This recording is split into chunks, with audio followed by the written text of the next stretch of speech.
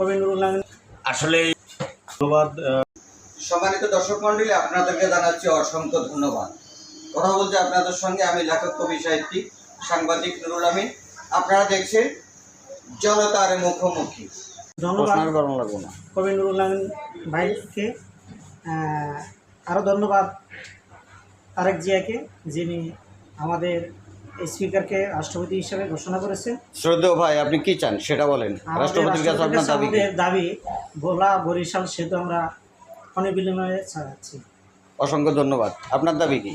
আলহামদুলিল্লাহ, আসলেই আমার অবহেলিত ভোলায় শুধু ভোলা বরিশাল সেতু না, অনেক আগ থেকে একটি আন্তর্জাতিক মানের বিমানবন্দর আমি চেয়ে আসছি এবং একটি ইউনিভার্সিটি দরকার, একটি মেডিকেল কলেজ হাসপাতাল দরকার, একটি নৌপোর্ট দরকার এবং এমন একটি স্থান ভোলা যা পৃথিবীর মধ্যে এতই সৌন্দর্য, যদি সেইভাবে মেরিন ড্রাইভ করা হয় তাহলে ভোলা পর্যটন নগরীতে রূপান্তরিত হবে।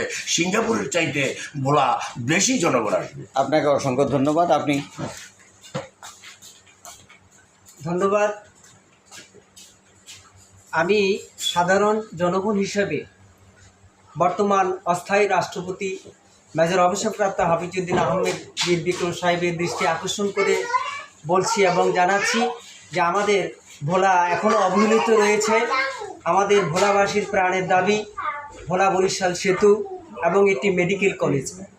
আমরা মহামান্য রাষ্ট্রপতির কাছে এই আবেদনে জানাচ্ছি যে ওনার মাধ্যমে যেন আমাদের ভোলাবাসীর এই প্রাণের দাবিটুকু যেন পূরণ হয়। ধন্যবাদ কবি নুরুল আমিন ভাই।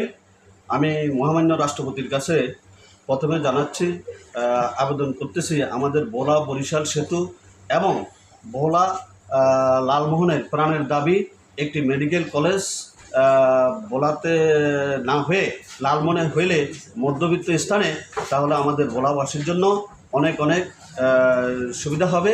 তাই আমি মাননীয় রাষ্ট্রপতির কাছে আবেদন জানাচ্ছি যাতে মেডিকেল কলেজটা লালমোহন হয় এই ব্যবস্থা নেওয়ার জন্য। ধন্যবাদ। ধন্যবাদ।